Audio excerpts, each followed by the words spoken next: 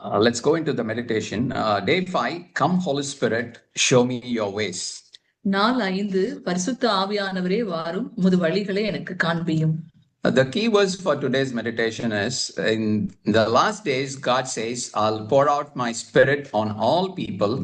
Your sons and daughters will prophesy. Your young men will see visions. Your old men will dream dreams. Acts 2:17. ஆதார வசனமாக அப்போஸ்தலர் 2:17 படி, கடைசி நாட்களில் நான் மாமிசமான யாவர் மேலும் என் ஆவியை ஊற்றுவேன். அப்பொழுது உங்கள் குமாரரும் உங்கள் குமாரத்திகளும் தீர்க்க தரிசனம் சொல்வார்கள். உங்கள் வாலிபர்கள் தரிசனங்களை அடைவார்கள். உங்கள் மூப்பர்கள் சொப்பனங்களை காண்பார்கள். These days we are meditating on Holy Spirit, and this Holy Spirit wants to establish the kingdom of God in us and through us. இந்த நாட்களில் நாம் பரிசுத்த ஆவியானவரை குறித்து தியானித்து வருகிறோம். பரிசுத்த ஆவியானவர் தேவ ராஜ்யத்தை நமக்குள்ளும் நம் மூலமாகவும் ஸ்தாபிக்க விரும்புகிறார். So one of the powerful ways and the supernatural ways of the Holy Spirit communicating with his children is through dreams and revelations. பரிசுத்த ஆவியானவர் தம் பிள்ளைகளுடன் தொடர்பு கொள்ளும் வல்லமையான மற்றும் இயற்கைக்கு அப்பாற்பட்ட வழிகளில் ஒன்று தரிசனங்களும் வெளிப்பாடுகளும். In the above scripture, God says, I'll pour out my own spirit on all people. மேற்கண்ட வசனத்தில் தேவன் நான் மாம்சமான யாவர் மேலும் என் ஆவியை ஊற்றுவேன் என்று கூறுகிறார்.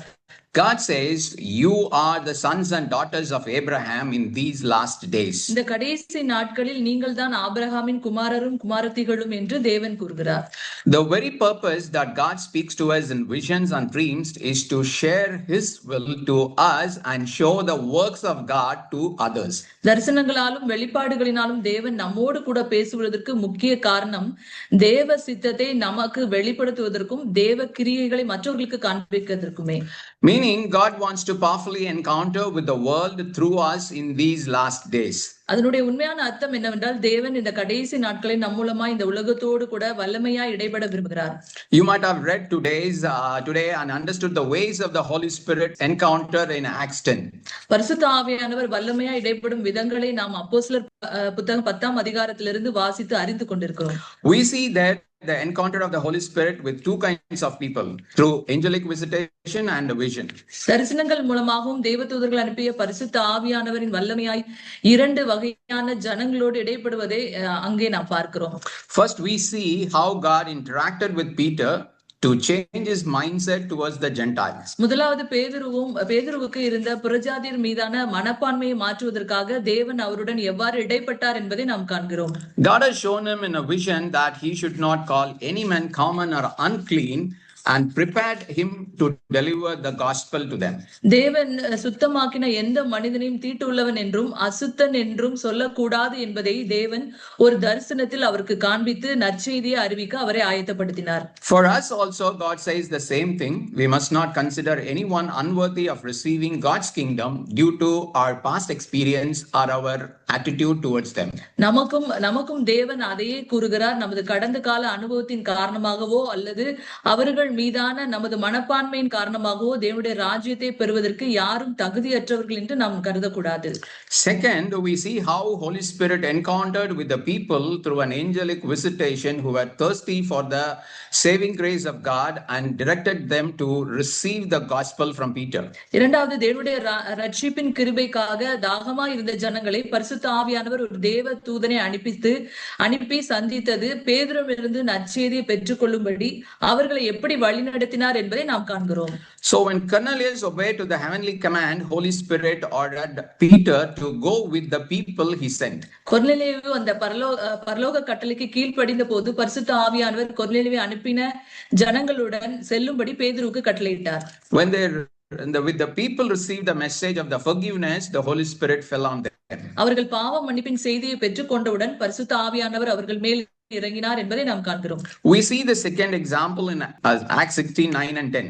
அப்போஸ்தலர் 16:9-10 இரண்டாவது உதாரணமாக பார்க்கிறோம். A vision appeared to Paul in the night. A man of Macedonia stood and pleaded with them saying, come over to Macedonia and help us. இங்கே மகதோனியாவுக்கு சென்று நற்செய்தியை பிரசங்கிக்கும்படி பரிசுத்த ஆவியானவர் ஒரு தரிசனத்தில் பவுலை எழுதினார். Here the Holy Spirit prompted Paul in a vision to go to Macedonia and preach the gospel. Pavul உடனடியாக பரிசுத்த ஆவியானவருக்கு கீழ்ப்படிந்த போது தேவன் அவருடைய கரங்களால் மகத்தான காரியங்களை செய்தார். லிதியாலையும் சிறை காவலையும் திரளான ஜனங்களையும் ரட்சித்தார்.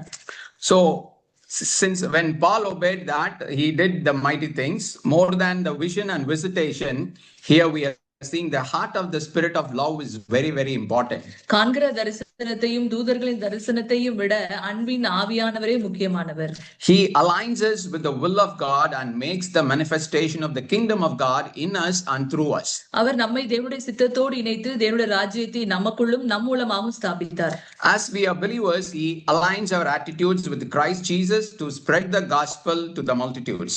நாம் விசுவாசிகளாக இருந்தால் திரளான மக்களுக்கு நற்செய்தியை பரப்புவதற்காக அவர் நமது சித்தத்தை கிறிஸ்துவின் சித்தத்தோடு இணைக்கிறார். But for the Gentiles, he aligns them with the Christ that they may receive the forgiveness of sins and the inheritance among the God's household. ஆனால் புறஜாதியரை பொறுத்தவரை அவர் பாவ மன்னிப்பையும் தேவ வீட்டின் சுதந்திரத்தையும் பெற்றுக்கொள்ளும்படி அவர் அவர்களை கிறிஸ்துவோடு இணைக்கிறார். So let us desire the honor of the kingdom that he will manifest in us in a mighty supernatural ways in our daily lives and the lives of the others who are outside the commonwealth of God. பரலோக ராஜ்யத்தின் இந்த ஆளுநரை நாம் வாஞ்சிப்போம். அவர் நமது அன்றாட வாழ்க்கையிலும் தேவனுடைய காணியாட்சிக்கு வெளியே உள்ளவர்களின் வாழ்க்கையிலும் மகத்தான இயற்கைக்கு அப்பாற்பட்ட வழிகளில் வல்லமையாய் கிரியை செய்வாராக. ஆமென். Amen. Amen.